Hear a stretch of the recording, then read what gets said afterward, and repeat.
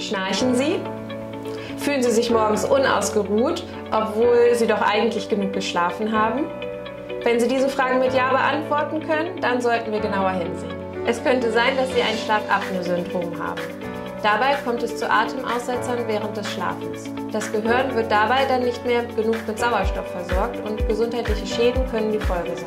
Daher sollte man bei einem spezialisierten Arzt ein Screening dafür vornehmen lassen, um herauszufinden, ob ein Schlafapnoe-Syndrom vorliegt.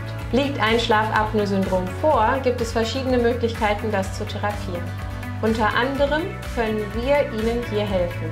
Wenn die Rahmenbedingungen stimmen, können Ärzte Unterkieferprotrusionsschienen verschreiben. Mit diesen Schienen wird der Unterkiefer nach vorne geholt, so werden alle Gewebe gestrafft während des Schlafens und das Schnarchen kann ganz aufhören. Dadurch werden die Atemwege freigehalten und das Gehirn wird wieder optimal mit Sauerstoff versorgt.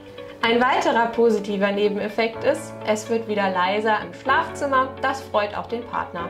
Bei Fragen wenden Sie sich gerne an uns. Mein Name ist Dr. Ricarda Kratz, Ihre Zahnärztin bei Dr. Moroni.